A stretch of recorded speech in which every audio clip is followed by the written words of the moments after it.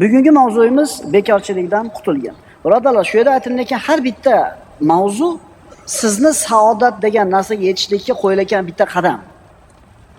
Shu darslarni eshitib, ertasi kuni tatbiq qilishlikni boshlab, agar hayotingizga kirgizib olsangiz, o'zi 3 tasini qoyim qilib qo'ysangiz, shu sabablarni o'sha hayotingiz zo'r bo'lib qolganini sezasiz. Siqilishlar, qo'rquvlar, xavotirlar, asablar nima bo'ladi? O'rniga tushadi. Hadeb uspokaytini icha olmaysiz. Hadeb psixologga bora olmaysiz. Mana birodarlar, hammamizga ma'lum, odamlar orasida har xil mishmishlar tarqaydi. Maza bemaza gaplar, asosi bo'lmagan oldi qochdi so'zlar. Qayoqdan keladi ular? Bir o'ylab ko'rganmisizlar? Kim tarqatadi ularni? Kimlar shunga o'xshagan ishlar bilan band bo'ladi? O'ylab ko'rganmisizlar? Odatda bunaqa mishmishlarni, asossiz bemaza vahimalarni tarqatayotganlar bekorchilar bo'ladi. Bekorchilarning hunari g'iybat. Shunaqa maqol bor ekan. Bekorchining mehnati g'iybat, ya'ni qiladigan ishi g'iybat. Surishtirib ko'rsangiz, siz bu mishmishni falonchidan eshitdingiz. U falonchidan eshitdi. U falonchidan eshitdi. So'rab taqalab borsangiz, shu gapni birinchi bo'lib gapirgan odam o'sha siz bilan biz aytayotgan bekorchi odam bo'ladi. Shuning uchun maqolda aytiladi, bekorchining hunari g'iybat.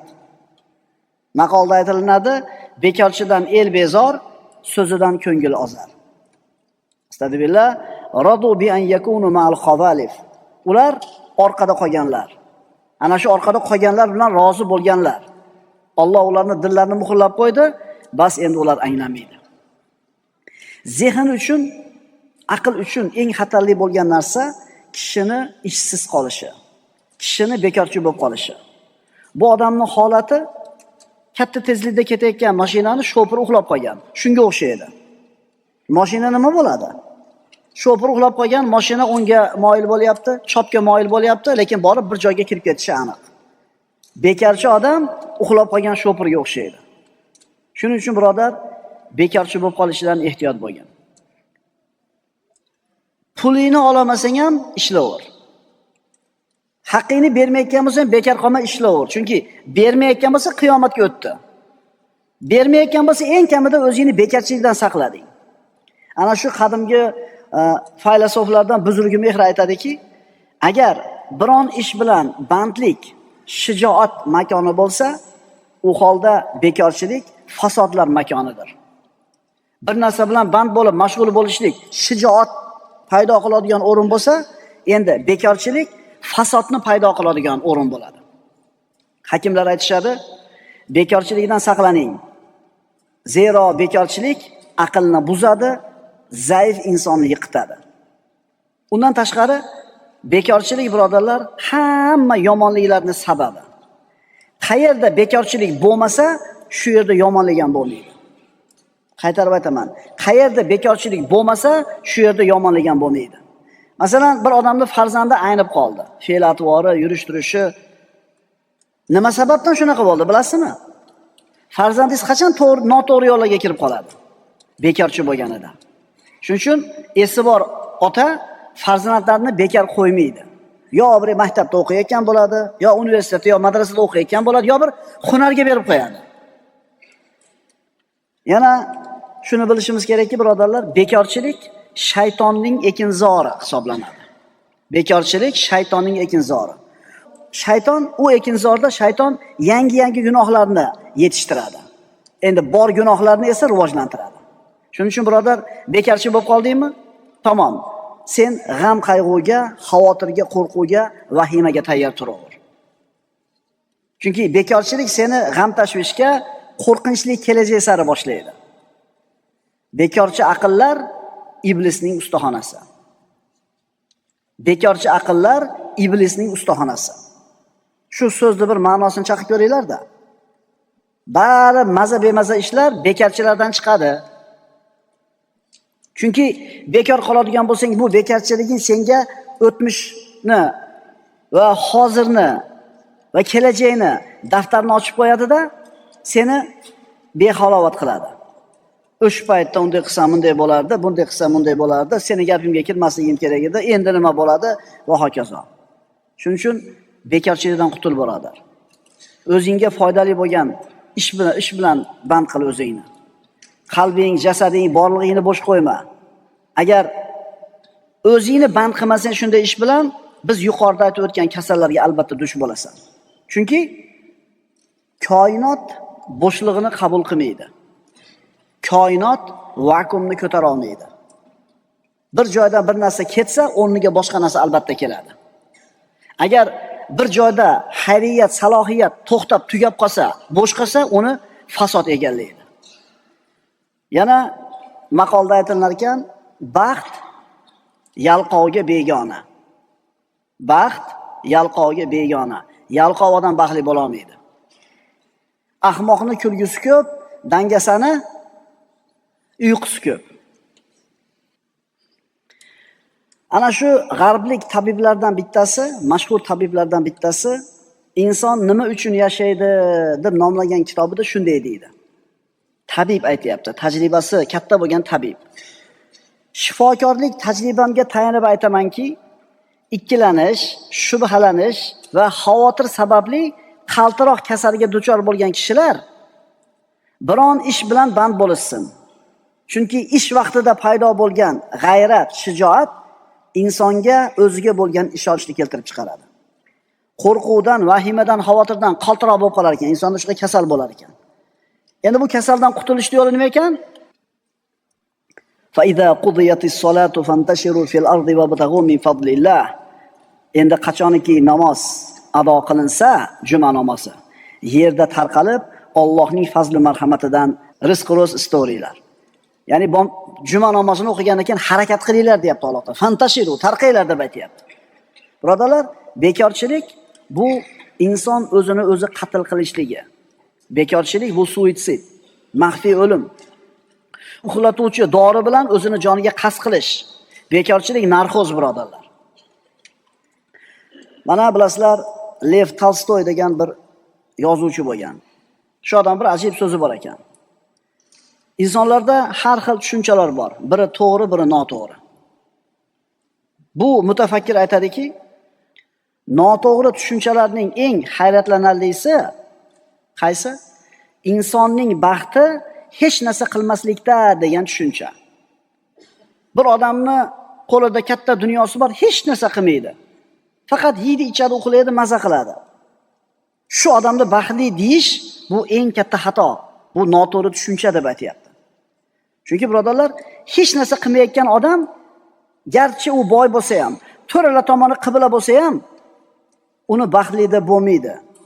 Uni baxtli deb o'ylash noto'g'ri. Bunday hayot insonni zeriktiradi. Ana Elon Musk degan bor, bilasizlar, 300 milliarddan oshiq puli bor. O'sha odam oyog'ini osmondan qilib yotsa bo'laveradi, lekin ishlayapti u. Marsga chiqib, Marsda shu fath qilishlik harakatida, uchirayotgan raketalarni chiqib, qaytib yerga tushishlikda harakatida nima bilandir shug'ullanyapti, mashg'ul.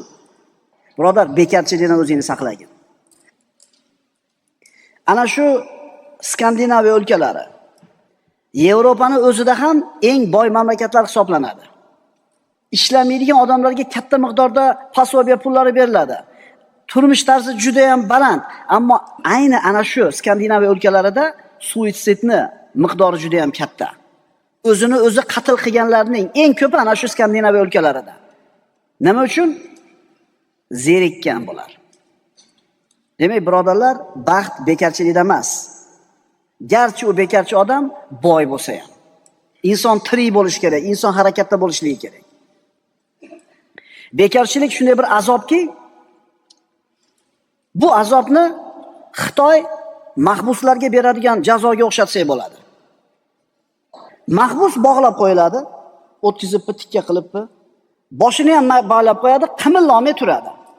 Hatto boshini qimillata olmaydi. Shunda boshidan suv tomizib qo'yadi. Chiq, bitta tomchi tushdi. Oradan bir muddat o'tdi, chiq, ikkinchisi tushdi. 1 minutda 2 ta, 1 minutda 3 ta tushadi. Bitta tushdi, 2 ta tushdi, 30 ta tushdi, 100 ta tushdi. Har tomchi tushgan sari boshni yorib yuborgidek azob mashaqqat bera boshlaydi. Keyingi tomchini tushishini kutib, shuni asnosida boyaga mahbus jinni bo'lib qoladi. Jinnilikka mubtalo bo'ladi. Tushunyapsizlarmi birodarlar? Bekarchilikdan o'zinglarni saqlanglar. Biladi bekarchi. Ha, men o'sha 500 so'mdan kuniga ishlaymanmi deydi. Ishlab tur, bekar o'tirgan. Bekar o'tiribdi. Undan ko'ra bekar o'tiradi-da. Ya, men ishlamayman. Yana ishtahosi baland, o'ziga samatsenkasi baland. Ha, men o'sha ishni qilaman ekan. Ha, o'zingizga ayting, ish qilsin. O'tiraveradi. O'zi asli shunaqa farzand ota-onaning mevasi. Hamma yo'qda ota-ona o'zi qilib o'rgatib qo'ygan bo'ladi. Bola tambal bo'lib qolgan bo'ladi. To'g'rimi? G'arb mutafakkirlardan biri aytadi, agar baxtim chopganida yoki omadim yurishib ketganida deb o'tirib olib vaqtni bekor o'tkazishlik baxtsizlikning naq o'zidir. Ishlarim yurishib ketsa, omadim chopib ketsa deb bekor o'tiribdimi, shu odam naq baxtsiz odam bo'ladi. Hayolga berilib o'tirmasdan harakatga tushish. Shunda birodar qoning yaxshi aylanib, miyangga bir yaxshi fikrlar keladi. Yangi hayot aqlingdan ikkilanishni tezda ketkazadi. Ishla, davomiy bo'l. Bor bo'lgan dorilarning eng arzoni va eng afzali shu. Tushunarlimi? Bor bo'lgan va samarali bo'lgan eng arzon va eng afzal dori mehnat qilish. Astagfirullah. Va qul i'malu fasayarallohu amalakum va rasuluhu val mu'minun. Alloh taolo aytadi, ayting, amal qilinglar, ishlanglar, ya'ni turib olmanglar. Bas Alloh, uning payg'ambari va mu'minlar qilgan amallaringizni ko'rib turar. Birodar, ba'zida ishni ko'pligidan charchab malollanib ketasan. Bir yorug' kun ham bormikin, ish, hech ham bo'shamaysan. Birodar, ishingni ko'pligi baxt. Ishni ko'pligi muammo emas, ishni yo'qligi muammo. Bekarchilik muammo. To'g'rimi? Yurting tinch, taning sog', mehnatingga pulni berib turishdimi, ishlab maza qilmaysanmi? O'g'il bola, peshanang tellab, yengini shimarab, bir ketmon chopmaysanmi chiqib turib? Ya, bekor o'tiraveradi. Birodarlar, Ibn Sino bu ulug' tabib nima degan? Bekorchilik nafaqat jaholatni keltirib chiqaradi. Ayni paytda u kasalliklarning paydo bo'lishiga sabab bo'ladi. Bekarchi odamni kasal bo'lishi ham ko'p bo'ladi. Rohat, huzur, halovat bekarchilik, g'aflatdir. Bekorchilik mohir o'g'ridir. Aqling esa o'sha vahimali urushning o'rtasida qolgan o'lja nishondir. Agar birodar bekor qolgan bo'lsang, shart o'rningdan turda namoz o'qi. Tasbih ayt, istig'for ayt, takbir ayt, zikr bilan mashg'ul bo'l, kitob o'qi. Yoz, uyingni, xonangni tartibga keltir, kimgadir foydang tegsin, bekorchilikni o'ldir. Qaraginda, uyingda sen qilishing kerak bo'lgan ish to'lib yotibdi. Ikkita mardikor olib kelsam, 1000 so'mdan bersam, agarot chopib, tekis agat olib beradi. Bizning tanish manzarami? O'zi men yo'q o'zi. O'zi hemiri yo'q. Qaraganda, uyingda sen qilishing kerak bo'lgan ish to'lib yotibdi. O tomni ichiga chiqqanda tartibga keltirish kerak. Parvalingga tushganda, u ham shu tartib kerak bo'ladi. Qaysi asbob qayerda turibdi bilmaysan. Ko'changdagi ariq, eshiging tagidagi ariq tozami? Daraxtlaring sen o'zing xohlagandek chiroyli suratdami? Birodarlar, musulmon odam bekarchi bo'lishi mumkin emas. O'tirmaysizmi, dada, sizga nima deysiz? Yo'q, u mehnat qilib o'rgangan. Mehnat bilan o'zini tirik his qiladi. Mehnat bilan o'zini baxtli his qiladi. O'shuning uchun ketvonda olib sekin daraxtlarni tayin chopayotgan, agar to'rlayotgan, daraxtlarni putayotgan. To'g'rimi? Ular mehnat qilib o'zini saodatli his qiladi. Pensiyaga chiqqandan keyin o'tirib ko'rdi. 1 yil yarimda o'tiruvdi, bo'lmadi. O'shuning uchun mehnat qiladi qarilar. Tushundinglarmi endi ukalar? Komil, mukammal insonni hayot yo'lida 3 ta dushman kutib turadi. Bekorchilik, boylik, mashhurlik. Bekorchilik, boylik, mashhurlik. Komil insonni yo'lida shu narsa turadi. Ular qaroqchiga o'xshab unga hujum qilib, unda hayotidagi eng yaxshi narsani olib qo'yishni xohlaydi. Nimani desa, mehnat sevarligini. Ertaman turasiz a? Do'konga borib ishing bor, do'koning bor, oladigan oyliging bor. Maza qilib deb turadi. Ochaymi, ochmaymi? Havoga qaraydi. Mana shu yelkasiga shayton o'tirib olgan odam. Birodar, sen ertalab uyingdan chiqqaningda bismillah deb ibodat bilan mashg'ul bo'lyapsan hozir. Chunki shu mehnatni qilishing, shu tirikchilikni qilishing, shu pulni olib topishlik uchun ishlashliging ibodat bo'ladi. Hayot arzimaganligi sababli juda ham qisqa. Shuning uchun mana shu qisqagina hayotingni birodar bekorchilikka o'tkazib yuborma. Yoshlar, yo ilm olinglar, yo hunar olinglar. Yoshlikni bekorlik bilan o'tkazmanglar. Yoshlik ham qisqa. Yoshlikni bekorchilik bilan o'tkazmanglar. Agar yoshlikni huzur halovat bilan, bekorchilik bilan, o'yin kuli bilan rohat bilan o'tkazsanglar, qariganinglarda mehnat mashaqqatga qolasizlar. Astagfirullah. Kam labithtum fil ardi adada sinin. Qalu labithna yawman aw ba'da yawm fas'alil 'adin. Alloh taolo qiyomat kunida so'raydi kofirlardan. Yerda necha yil turdinglar? Kofirlar bir kun yo yarim kun. Sanab turgan farishtalaringdan so'ra. Alloh taolo aytadi. Qala illa bithtum illa qalilan law annakum kuntum ta'lamun. Alloh dedi, agar sizlar biladigan bo'lsangizlar, dunyoda juda oz turdingiz. Ya'ni sizlar uzoq degan hayot juda ham qisqa edi. Birodar, biz sizlarga bir ishonchli nasihat go'yimiz.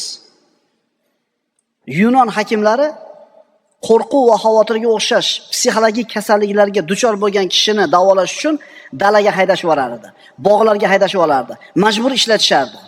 Va mana shu ishlashlik jarayonida tez orada shu kasal yana xotirjam va tinch bo'lib qolardi. Stress bo'lyapsizmi?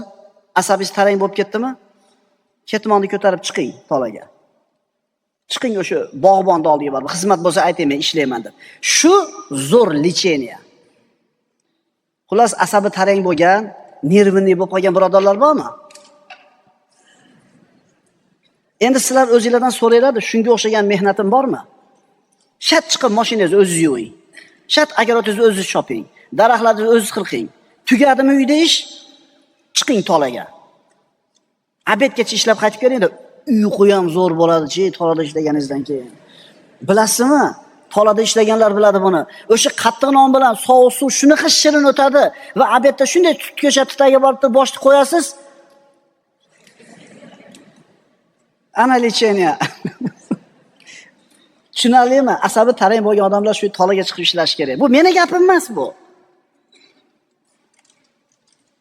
Undan tashqari o'qishni, o'rganishni yaxshi ko'radigan insonlar hech qachon bekorchi bo'lishmaydi. Kitob o'qiydi. Ilm o'rganadi, chiqib hunar o'rganadi. Qarangda, demak, yalqovlar bekorchi bo'lishar ekanda. Yalqovlar bekorchi bo'lishar ekan. Ish harakat pichog'i bilan bekorchiligini birodarlar so'yib tashla. Mana shu narsani o'zi bilan sen 50% ga baxtli bo'lasan. Tabiblar kafolat berishadi shu narsaga. Dalil, dehqonni qarangda. Bog'bonni qarangda. Quruvchini qarangda. Navoiyni qarangda. Qo'shiq xirgoyi qilib, kayfiyati choq, o'ylanishga, siqilishga vaqti yo'q yurishadi. Jismoniy mehnat bilan mashg'ul bo'lgan odamlar baxtiyor, saodatli, xotirjam bo'ladi. Qarangda, harakatlari, shijoatlari sababli tanasida quvvat bor, ruhida xotirjamlik bor. Chunki ularda bekorchi vaqt yo'q. Chunki ular nimalar bilandir ovora, foydali narsa bilan band, rejasi bor, ishi bor. Sen bo'lsang birodar, ilon chaqib olgan odamdek to'shagingda ko'z yoshingni artib, ming'illab o'tiribsan. Bekorchilikni mehnat degan pichoq bilan. 9-inchisi immo, taqlidchi bo'lma. Immo degani ko'r-ko'rona boshqalarga taqlid qiladigan, o'zini boshqalarga o'xshatishni harakatida bo'lgan odam. Immo, taqlidchi bo'lma. Taqlidchi bo'lma birodar. Chunki birovni ko'ylagini o'zingga moslashliging aqldan emas. O'zligingni yo'qotma. Chunki birovga taqlid qilib yashashlik bu doimiy azob hisoblanadi.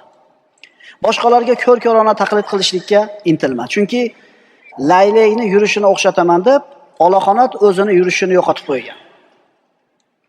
Ko'p odamlar o'zlarini boshqalarga o'xshataman deb o'zligini unutib qo'yishadi. O'zini nafsini unutadi. o'zini ovozini o'zgartiradi, tilini burab gapiradi, harakatlarni kimgadir o'xshatishga harakat qiladi, qobiliyatlarini, urf-odatlarini. Qo'yingki, o'zini unutib, birovni kopiyasi bo'lishga harakat qiladi. Bu narsa insonga faqatgina mashaqqatni, qiylanishlikni va rohatsizlikni olib keladi. Shuning uchun birodar, Alloh qanday iqtidor bergan bo'lsa, shu bilan yasha. O'zingni borincha qabul qilgan. Chunki Odam alayhissalomdan beri kelayotgan inson zoti borki, biri ikkinchisiga o'xshash bo'lmagan va bundan keyin ham biri ikkinchisiga o'xshash bo'lmaydi. Modomiki ikkita odamning surati, shakli, rangi bir xil emas ekanmi? Nimaga endi ularning iqtidorlari, qobiliyatlari, talantlari bir xil bo'lish kerak? Sen birodar yagonasan. Yer yuzida surati, rangi, ovozi va iqtidori senga o'xshagan bironta odam yo'q va bo'lmaydi ham. Sen Ahmaddan albatta farq qilasan. Sodiqga ham o'xshamaysan. Va ular ham senga hech qachon o'xshamaydi. Shuning uchun birodar, o'zingni taqlid qiynog'iga, birovga o'xshash mashaqqatiga, shu musibatlar zindoniga tashlamagin. Alloh taolo aytadi, astagfirullah, qad alima kullu unasin mashrabahum. Hamma odamlar o'z suvlarini bildilar. O'zi suv ichadigan joyini bildi, o'zligini tanidi. Boshqa oyatda va likullin wijhatun huwa muwalliha fastabiqul khayrat. Har kimning o'z yuzlanadigan tarafi bor, bas yaxshi ishlarga shoshilingiz. Birodar, o'zingni qiynama. Yugurishingda birovga o'xshama, qadam bosishingda birovga o'xshama, tilingni burab gapirma. Qanday yaratilgan bo'lsang shunday bo'l. Ovozing qanday bo'lsa shunday gapir. O'zgartirma. Yurishing ham o'zingniki bo'lsin, boringcha bo'l. Plastik operatsiya qilib, o'zini falonchi qo'shiqchiga yoki falonchi aktyorga o'xshatayotganlar bor. Bu o'zini o'zi qiynashdan boshqa narsa emas. Chunki seni birodar, o'zingning surating faqat senga ato qilingan. Eksklyuziv biz tilda aytganda. Bu surat senda bor. Biz taqdiringga rozi bo'l demoqchimiz. Biz taqdiringga rozi bo'l deyotganda nimani nazarda tutyapmiz? Taqdirni yozuvi birodarlar ikki xil bo'ladi. Buni avvalgi darslarda ham aytdik, yana o'rni kelganda takrorlaymiz. Vasf bo'lib yozilgan taqdir bor, vasf bo'lib yozilgan taqdir bor, hukm bo'lib yozilgan taqdir bor. Hukm bo'lib yozilgan taqdir nima? U shunday narsalarki, sen unga hech qanday ta'sir o'tkaza olmaysan, uni o'zgartira olmaysan. Bunga rozi bo'lishing kerak. Masalan, erkak yoki ayol bo'lishing hukm bo'lib yozilgan. Qaysi zamonda yashashing hukm bo'lib yozilgan. Qaysi makonda yashashing bu hukm bo'lib yozilgan. Bu narsalarga rozi bo'lishing kerak, tamom. Shakli shamoiling ham mana shunga kiradi. Boringizga rozi bo'ling. Alloh shu surat sizga berdimi? Rozi bo'ling. Rozi bo'lsangiz Alloh taolo barakot beradi. Endi vasf bo'lib yozilgan taqdir nima desa, sen birodar uni o'zgartira olasan. Unga ta'sir o'tkaza olasan. Masalan, mo'min yoki kofir bo'lishing o'zing ixtiyoringda. Qorningni katta bo'lib ketishi yoki tekis turishi o'zing ixtiyoringda. Savodli yoki savodsiz bo'lishing bu ham ixtiyoringda. Xullas, vasf bo'lib yozilgan taqdir, u siz unga ta'sir o'tkaza olasiz. Ixtiyoringiz bilan mo'min bo'lasiz yoki ixtiyoringiz bilan kofir bo'lasiz. Ixtiyoringiz bilan ilm o'qib, ilm ahlidan bo'lasiz, ixtiyoringiz bilan savodsizlardan bo'lasiz. Shuning uchun biz birovga o'xshama, birovning qalapiga tushma deyotganimizda nimani nazarda tutyapmiz? Masalan, o'zingni fe'ling sababli, noto'g'ri ichishing sababli qanday holatga kelib qolgan bo'lsang, shunday turaver demoqchi emasmiz. Masalan, biz aytayotgandek, haddan tashqari semirib ketding. O'tirib turgani qiylanyapsan, tahorat qilgani qiylanyapsan. Ha, endi bu Alloh shuni yozgan ekan, endi shunga rozi bo'lishim kerak ekan degan tushuncha to'g'ri emas. Yeyishingni to'g'rila, jismoniy harakat bilan shug'ullan, qorning o'rniga keladi. Mana shunisiga rozi bo'lma. Ammo birinchi taqdirni hukm bo'lib yozilganiga rozi bo'l. Mana shu fizkultura bilan shug'ullanmay qo'yganliging uchun beling egilib, kuraging mushchayib qoladi. Endi Alloh shuni qilib qo'ygan ekan dema. Buni o'zing qilib olding. Agar sen shug'ullanib turib bu narsani yo'q bo'lishiga sabab mehnat qilganingda qomating tekis bo'ladi, qilichdek bo'ladi. Shunaliga nimaga rozi bo'lish kerak, nimaga norozi bo'lish kerak? Farqiga borib olaylik. Endi Xudo bergan figura ekanda, shunga rozi, yo'q, bu noto'g'ri bu tushuncha. Chunki sen o'zing semirib olding. Endi ishimizda shunaqa arvoh odamlar ham bor. Yesa ham semirmaydi. Bu kiyim yarashmaydi unga. Ha, endi bu Allohning hukmi bu. Harakat qilyapti, to'g'ri ovqatlanyapti, shug'ullanyapti va hokazolar. Lekin bo'lmayaptimi? Bunisi endi hukm bo'lib yozilgan ekan. Fe'l-atvoring axloqingni o'zgartirishi mumkin, ammo xilqatingni emas. Sariqmisan, sariqsan qabul qil. Qoramisan, qorasan qabul qil. Bundan uyalma. Seni qora deb, sariq deb ustingdan kulayotganlar rasmni ustidan kulishyaptimi, rassomni ustidan kulishyaptimi? Seni shu rang bilan ranglab qo'ygan, shu rangni senga bergan Parvardigorini san'atini ustidan kulishmayaptimi? Shuning uchun bo'yningni qisman shalpon quloq bo'lsang, soching qo'ng'iroq bo'lsa, soching erta to'kilib ketsa, bu Allohning bergan xilqati, rozi bo'laver. Uzunsan, pakanasan. Buni o'zini holiga qo'y. Chunki bu hukm bilan yozilgan. Boringcha o'zingni qabul qil. Endi xulqing, fe'l-atvoringni yaxshi tomonga o'zgartir deb aytdik. Savol tug'iladi. Yaxshi tomon deganda nimani tushunasan? Bizga g'arbi sharqdan kelayotgan o'lchov tushunchalarni tushunasanmi? Agar ha, yaxshi taraf deganda mana shu g'arbni, sharqni tasavvurlari deyotgan bo'lsang, bu katta muammo. Agar sen chin musulmon bo'ladigan bo'lsang, yaxshi taraf deganda kitobi sunnatni tushunasan. Alloh va payg'ambarning so'zini tushunasan. Sahobalarni, tobiinlarni va salaf ulamolarini o'zingga andoza deb bilasan. Sen birodar tashqi ko'rinishingni birovga o'xshatish bilan emas, o'zingning axloqingni, fe'l-atvoringni tuzatish bilan ovora bo'l. Fe'ling Muhammad sallallohu alayhi vasallam va zotning sahobalarining fe'liga o'xshashga harakat qil. Mana shularga taqlid qil. Albatta nafsingni vahiy bilan tarbiya qil, birodar. Endi sen o'zgartira olmaydigan narsalar bu Allohning xohishdagi narsalar. Alloh seni shunday yaratdi, seni shunday deb bilamiz. Mana shu o'rinda payg'ambarimiz sollallohu alayhi vasallamning bir hadisi juda ham o'rnida bo'ladi aytsak. Rasululloh aytganlar: "La yakun ahadukum imma'atan." Sizlar immo bo'lmanglar. Ya'ni taqlidchi, ko'r-ko'roni taqlid qiladigan bo'lmanglar. Ya'ni odamlar nima qilsa shuni qilaveradigan odam immo deyiladi. O'ziga yarashadimi, yo'qmi farqi yo'q. Qilaveradi-da. Senga yarashmaydi uni qilig'i. Aytdi-ku, laylakni yurishi o'ziga yarashadi. Shumchig'ini qarang-da. Sakrab yurishi o'ziga yarashadi. Endi ko'r-ko'rona taqlid qayerdan kelib chiqadi? Nima sababdan odamlar taqlid qiladi birovlarga? Birinchidan, inson dindan uzoq bo'lsa, ko'r-ko'rona taqlidga beriladi. Ikkinchidan, bekarchi odam taqlidchi bo'ladi. Uchinchidan, bo'sh vaqti ko'p bo'lgan odam ham taqlidchi bo'ladi. Mashhur odamlarga bo'lgan muhabbat ham insonni taqlidchi qilib qo'yadi. O'sha prichoskasini palonchi aktyorga, yurishini palonchi futbolchiga o'xshatadi. Ibrat bo'ladigan odamlarni topmaganlar taqlidchi bo'ladi. Ya'ni haqiqiy ibrat bo'ladigan odamlarni tanimaydi, shuning uchun to'g'ri kelgan odamga taqlid qiladi. Yana betarbiya odamlar taqlidchi bo'ladi. Dinni tushunmagan odamlar taqlidchi bo'ladi. Birodarlar, immo inson qanaqa bo'ladi?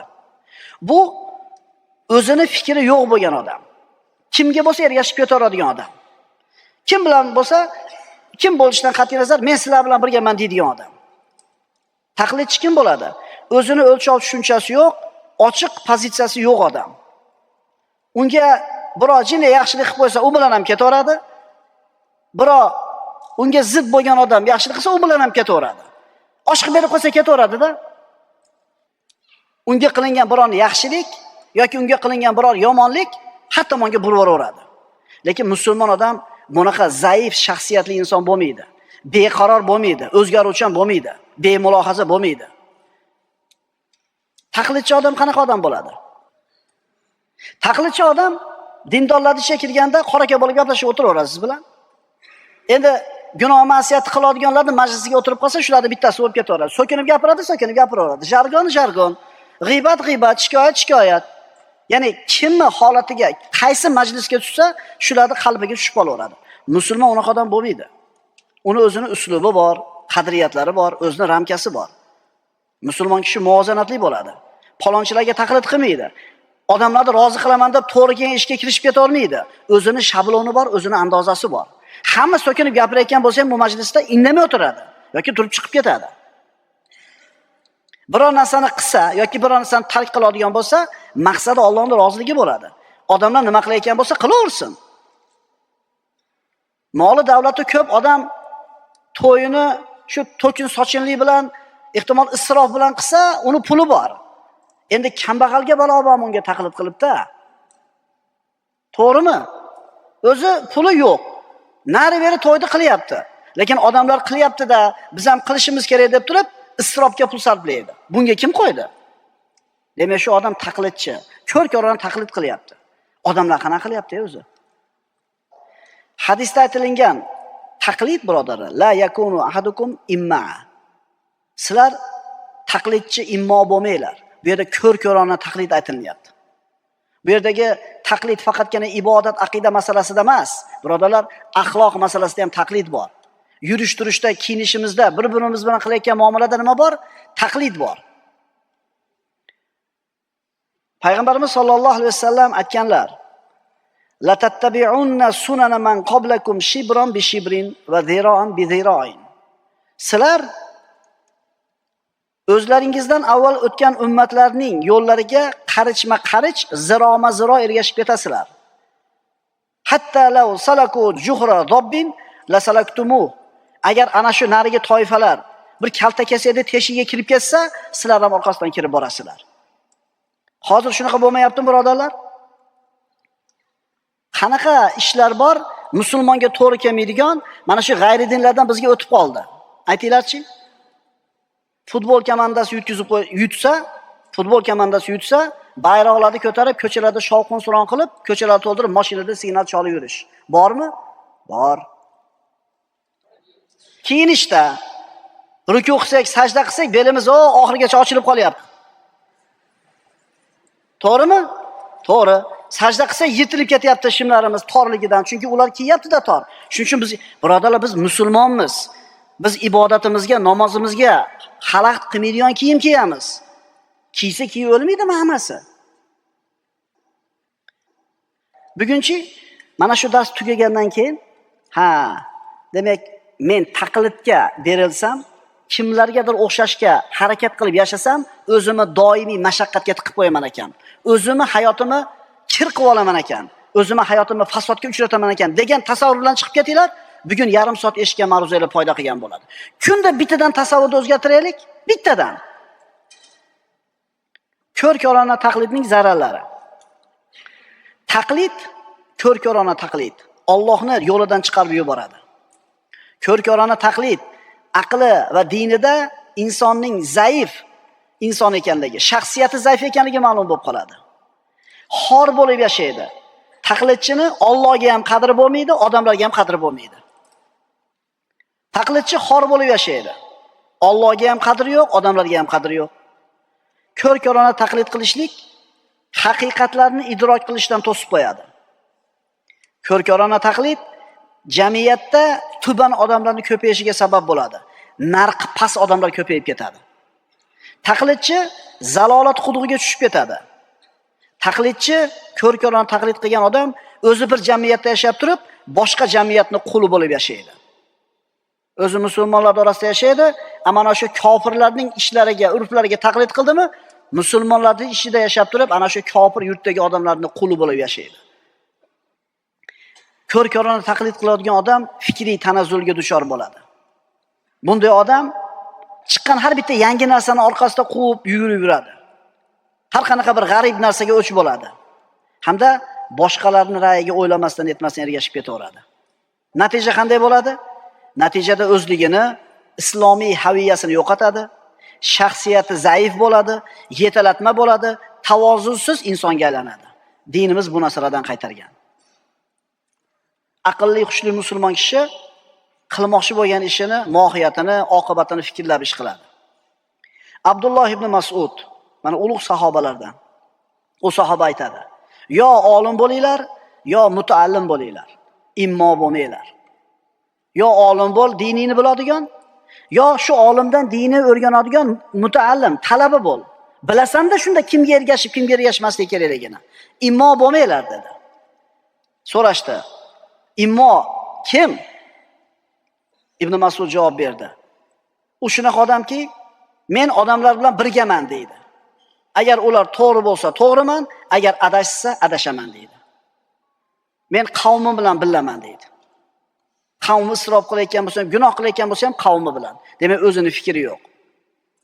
Yana bu ulug' sahoba aytdi: "Immo shamol qayoqqa essa, o'sha yoqqa ketaveradigan kishi. Va sizlar agar odamlarning hammasi kofir bo'lib ketsa ham iymonda turinglar, immo bo'lmanglar." Shuning uchun birodarlar, tushunaylik shu narsani. Odamlar o'zlarining tabiatlarida, shakllarida xuddi daraxtlarga o'xshaydi. Daraxt qaramaysizmi? Biri uzun, biri pastroq, birining soyasi keng, birining soyasi tor. Bitta daraxtda mevasi bor, bittasiniki yo'q. Bittasining mevasi shirin, bittasiniki nordon, bittasiniki taxir.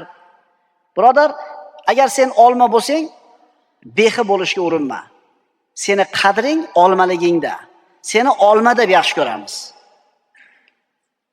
Agar yong'oq bo'lsang, uzun bo'lishga harakat qilma, chunki seni narxing, qadring seni yong'oqligingda.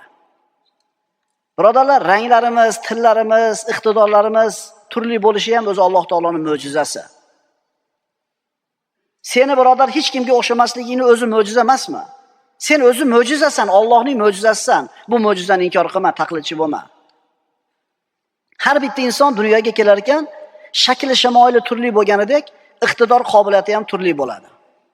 Qaramaysizmi, payg'ambarimiz sollallohu alayhi vasallamning sahobalarini? Bular ham shakllari har xil bo'lgan, iqtidorlari har xil bo'lgan. Ular biri ikkinchisiga o'xshashga harakat qilmagan. O'zini boricha qabul qilgan va mana shu bor iqtidori bilan diniga xizmat qilgan. Nabiy sollallohu alayhi vasallam bu sahobalarini toqatiga qarab, talantiga, qobiliyatiga qarab turib ishda aylaganlar. Ali ibn Abi Talibni qozilikka tayinladilar.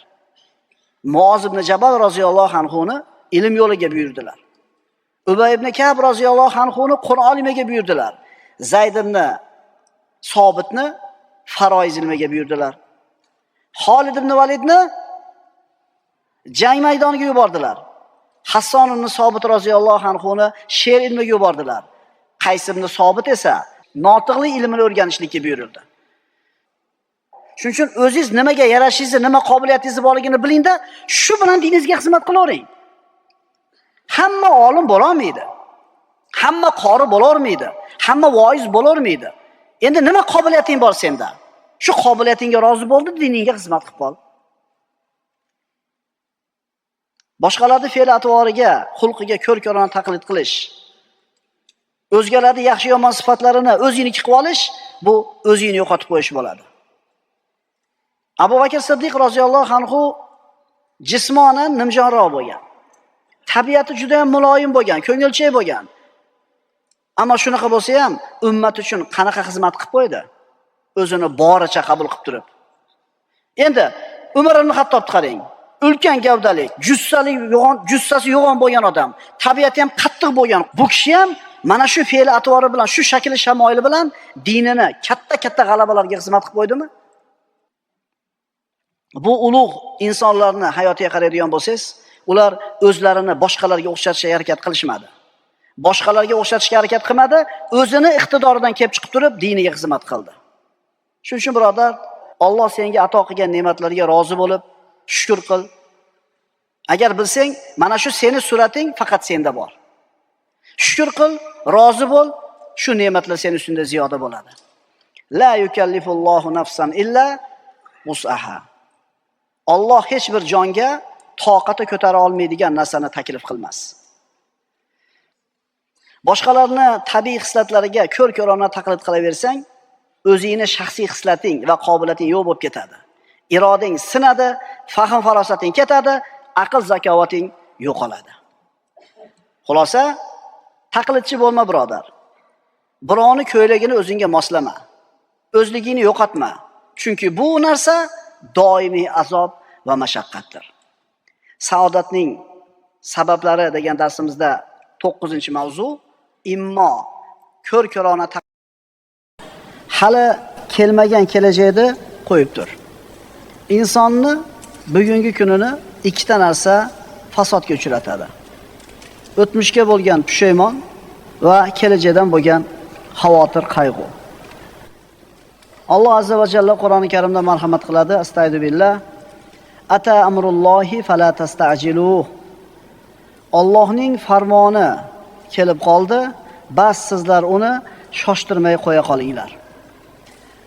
Hodisalarni shoshiltirma, ulardan o'zib ketishga urinma.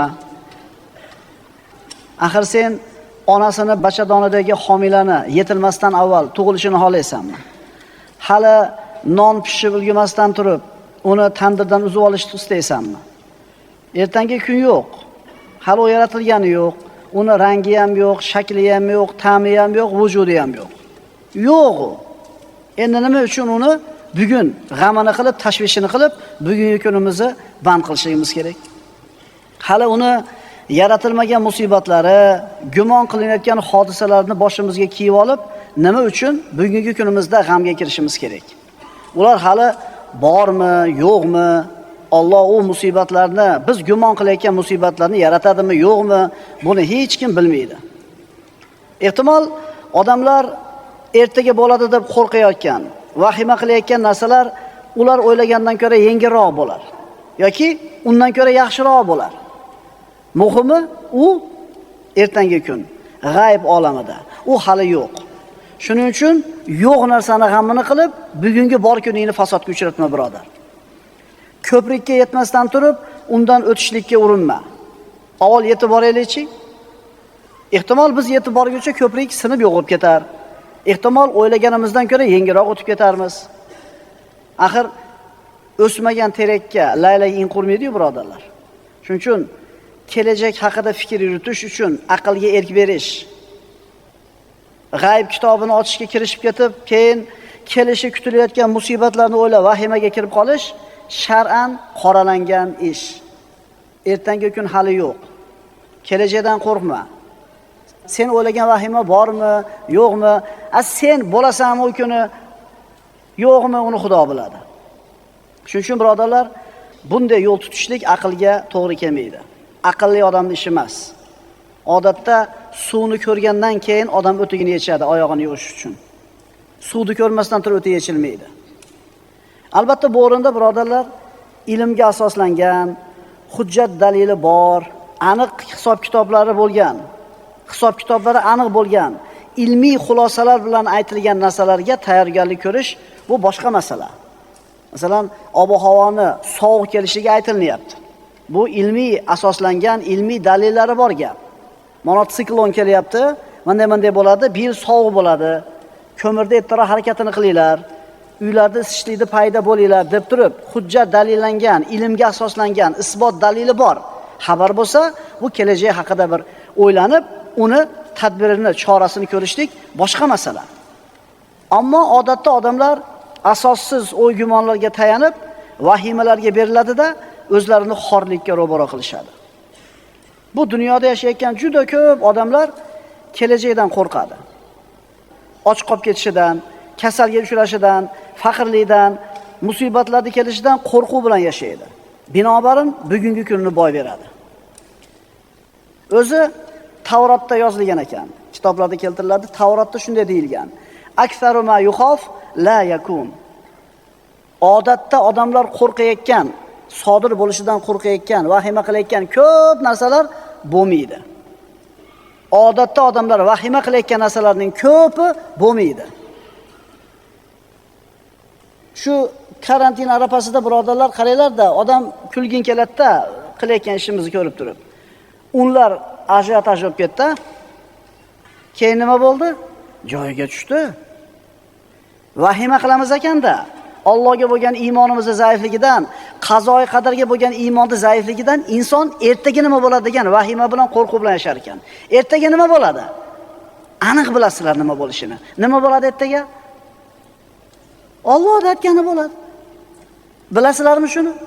Deb qo'yasiz, hech qanday chorangiz qolmaganda, lekin bu gapingiz o'ziga taskin bermaydi. Demak, iymon zaif, qazoga bo'lgan iymon sus. Ana shu odamlarning ko'pchiligi ana shu qo'rquv bilan yashaydi-da, naq bugungi kunni fasodga uchratadi. Bunday o'y tashvishlar shaytoniy madrasaning bergan ta'limi. Qaytaraman, bu o'y tashvishlar shaytoniy madrasaning bergan ta'limi. Natijasi Alloh azza va jalla Qur'onda marhamat qiladi. Astagfiru billah. Ash-shaytonu ya'idukumul faqr va ya'murukum bil fahsha vallohu ya'idukum maghfiratan minhu va fadla. Shayton sizlarni kambag'al bo'lib qolishingizdan qo'rqitadi va fahsh ishlarga buyuradi. Infoq ihson qilishdan kim to'sadi? Shayton to'sadi. O'zingchi deydi. Ehtiyot qilib olib qo'y, o'zingga kerak bo'ladi. Tomga olib chiqib qo'y. Kulasizlar-a? Tomga chiqingda juda ko'p narsa bor, kerak emas. Kimdir muhtoj shunga. Yangi qurilgan oilalar bor, gazi yo'q, xolodilnik sizda turibdi, duxovkasi yo'q, pechkasi yo'q, turibdi. Podvalga tushingda juda ko'p kerak emas narsa turibdi. Kerak bo'lib qoladi. Kerak bo'lib qoladi. To'g'ri aytyapmanmi? Esingizdan ham chiqib ketgan o'sha narsa, chiqib qarangda tomda mana bu ertaga borib turib.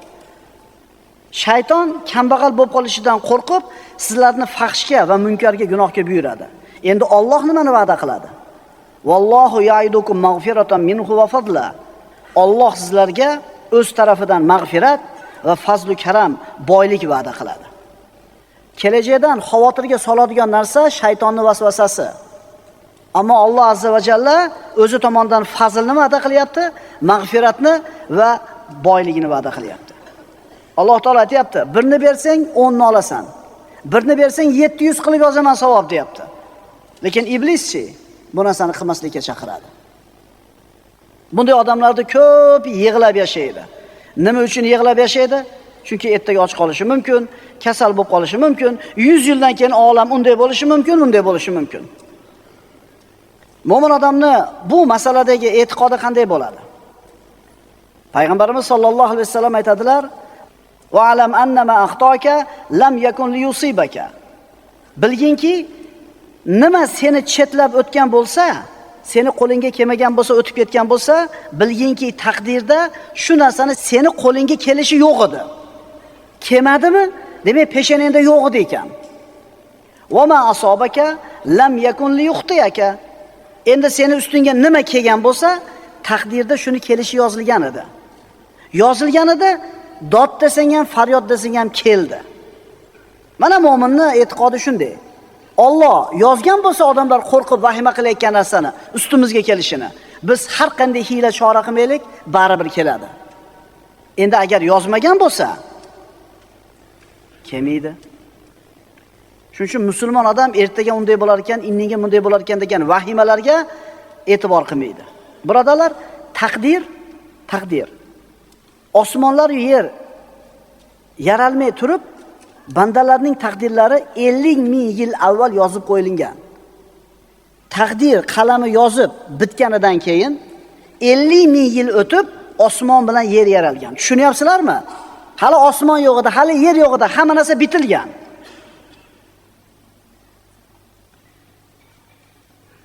Unda yozilgandan oshig'i ham bo'lmaydi, kami ham bo'lmaydi. Taqdir birodarlar, vasf bilan yozilgan, hukm bilan yozilgan. Vasf bilan yozilgan degani inson ana shu taqdirdagi vasf bilan yozilgan narsaga ta'siri bor. Hukm bilan yozildi degan qismiga ta'siri yo'q. Katabahu bil vasf la bil hukm deydi Imom Azam Fiqhul Akbarda. Bir insonning iymonli yoki iymonsiz bo'lishligi vasf bo'lib yozilgan. Ya'ni iymon yoki kufrni tanlash insonning ixtiyorida edi. Bu tomoniga inson ta'sir o'tkaza oladi. Uni oldida ixtiyor bor. Ammo hukm bo'lib yozilgan taqdir qanaqa taqdir? Erkak ayolligingiz, qaysi zamonda, qaysi makonda tug'ilishingiz, ko'zingiz rangi, bo'yingiz, sochingiz qalinligi, siyrakligi, bu hukm bo'lib yozilgan taqdir. Demak, taqdir hukm bo'lib yozilgani bor, vasf bo'lib yozilgani bor. Vasf bo'lib bilan yozilganiga biz qo'limizdan kelgancha sababini qilamiz, duo qilamiz, u yog'i Allohdan. Hukm bo'lib yozilganiga biz hech qanday ta'sir o'tkaza olmaymiz, birodarlar. Ma'qulmi? hayoti o'zini qo'lida bo'lmagan odam, hayoti o'zini qo'lida emas. Birovni qo'lida. Masalan, qulni oling. Qulning ixtiyori uning hojasini qo'lida. Uni tasarruf ham hojasini qo'lida. Endi bu qul o'zini ishi ustida g'am qilib siqilishligini foydasi yo'q. Chunki nima deb o'ylamasin, baribir hojasini aytgani bo'ladi. Undoq qilaman, bundoq qilaman deb reja tuzaveradi, qulini hojasi sotib yuboradi, bo'ldi. Ko'ring-da. Bu qul nima deb g'am tashvish qilmasin, nimalarni o'ylab fikr qilib yurmasin, farqi yo'q. Chunki ertaga hojasi sotib yuborsa, tamom, bu rejalari hech narsa bo'lmay qoladi. Bundan tashqari birodar, ertani g'amini qilyapsan, kelajaging haqida xavotir qilyapsan, o'zing bormisan, yo'qmisan, shuni o'ylab ko'r. Kelajak haqida g'am qilib bo'lar ekanmi? Bo'ladi. Bo'ladi. Siz ta'sir o'tkazadigan ishlarga ajoyib gaplar bor, birodarlar. Bugungi kunini haqqini to'laligicha ado qilgan insongina o'zining kelajagidan yaxshiligini umid qilishi mumkin. Diqqat qilinglar, qaytaraman. Bugungi kunining haqqini to'laligicha ado qilgan insongina o'zining kelajagidan yaxshiligini umid qilishi mumkin. Hech narsa qilmasdan yaxshi bo'lib ketadi bu yoq, Xudo xolasa desa bo'lmaydi. Sen o'zingga bog'liq bo'lgan ilmni ol. Yosh yigit bo'lsang, hunarni ol, mehnat qil. Hunar o'rgatgan ustozingni rozi qil. Ilm o'rgatgan ustozingni rozi qil. Ularning muhabbatini qozon. Sendan sidqi dildan rozi bo'lgandan keyin sen kelajakdan yaxshilikni umid qilishga haqqing bor. Astagfirullah. Qul innal amra kulluhu lillah. Ayting, hamma ish Allohga oid. Hamma ish kimning qo'lida? Allohning qo'lida. O'zini qachon o'lishini bilmaydigan odam erta indinni g'ami bilan ovora bo'lmasin. O'zini qachon vafot etishini bilmaydigan odam yo'q narsa bilan o'zini mashg'ul qilishi mumkin emas. Birodar, kelajakdan xavotirga tushma. Qazoga rozi bo'l. Chunki Allohning aytgandan boshqa hech narsa bo'lmaydi. Bu musulmonning aqidasi. Payg'ambarimiz sollallohu alayhi vasallam Uhud g'azotida ana shu 50 ta kamonchi tushib ketganligi sababli mag'lubiyatga uchradilar. Musulmonlar mag'lub bo'lishdi. 3 kun o'tib Alloh tomonidan buyruq bo'ldi, mushriklarni quvib orqasidan chiqinglar. Hamroul Asad degan joyga Rasululloh qo'shini bilan chiqib borib turdilar. Mushriklar yengdik deb xursand bo'lib ketishdi, lekin yarim yil yotganda qarasa hech narsa qilishmabdi. Rasulullohni qatl qilishmagan, hech qanday g'anima olishmagan, Madinaga bostirib kirishmagan. Endi orqaga qaytamiz deb turgan paytda Alloh tomonidan buyruq bo'ldi, musulmonlar Hamroul Asadga chiqib borishdi. Aksariyati jarohatlangan. Shunda Alloh tomonidan buyruq keldi, musulmonlar Hamroul Asadga borib turdi. Quraysh mushriklari musulmonlar 3 kunda o'zini to'g'rilab, qo'shin bilan chiqqanligini ko'rib qo'rqishdi. Musulmonlar qaytib ketsa, bular ham ketib yorishsa, shu maqsadda bir odamni yuborishdi. U yuborgan odami kelib, Payg'ambarimiz Qurayshning ahvoli qanaqa deganida, u Rasulullohni qo'rqitish uchun, musulmonlarni qo'rqitish uchun odamlar ko'payib, katta qo'shin jamlab, yana ustinglarga kelyapti, qo'rqinglar dedi. Rasululloh sallallohu alayhi vasallam hasbunallohu va ni'mal vakil dedilar. Allazina qala lahumun nasu innan nasa qad jama'u lakum fakhshawhum fazadahum imanan va qalu hasbunallohu va ni'mal vakil. Unday zotlarga ayrim kimsalar Quraysh odamlari sizlarga qarshi sanoqsiz lashkar to'plagan, qo'rqingiz deganlarida bu gap ularning iymonlarini ziyoda qildi va bizga yolg'iz Allohning o'zi kifoya. U zot eng yaxshi ishonchli vakildir. Birodarlar, bizning shiorimiz shu. Kelajakdan bizga yoqmaydigan xavotirli, vahimali xabarlar, sharpalar eshitilsa, hasbunallohu va ni'mal vakil deymiz. Bizning hisobimiz Allohning qo'lida, uning o'zi naqadar zo'r vakil. Yana qaytaramiz. Tavrotda aytilgan: "Aktsaru ma yuxof la yakun." Odamlar sodir bo'lishdan qo'rqayotgan narsalarning ko'p qismi bo'lmaydi. Xo'p, vahimali, xavotirli xabarlar keldi. Nima qilish kerak? Undoq bo'larmish, bundoq bo'larmish. Avvalambor birodar, shoshilma. Xotirjam bo'l, siqilma. Chunki hozir aytganimizdek, bunaqa vahimalarda ko'pi bo'lmaydi. Olimlardan biri aytgan edi, yozilgan bo'lsa qayoqqa qochay, yozilmagan bo'lsa nimadan qo'rqay? Agar taqdirdagi yozuvni kimdir o'zgartirishga qodir bo'lganida odamlar istashardi shu odamni. Minglagan yillar odamlar qidirib bir kun topishar edi. Xo'p, endi taqdirni o'zgartiradigan birorta odam yo'qmi? Nima deyish kerak unda? Astagfirullah va ufawwidu amri ilalloh innalloha basirun bil ibad. Men o'z ishimni Allohga topshirurman, zero Alloh bandalarni ko'rib turuvchidir. Yodlab olinglar shuni ukalar. Va ufawwidu amri ilalloh. Men o'zim ishimni Allohga topshiraman, albatta Alloh bandalarni ko'rib turuvchidir. Shu gapni gapirgan kishi Fir'avn xonadonidan bo'lgan odam edi, iymonini yashirib yurgan edi. Shu kishining so'zi bu. Men ishimni Allohga topshiraman, albatta Alloh bandalarni ko'rib turuvchidir. Oyatning davomini qarang. Fawaqahullohu sayyiati ma makaru.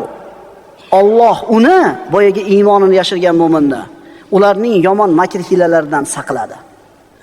Fir'avnning yaqinlaridan bo'lib turib, iymonini yashirib, Allohga ishimni topshirdim dedi, Fir'avnning yomonligidan Alloh saqladi uni.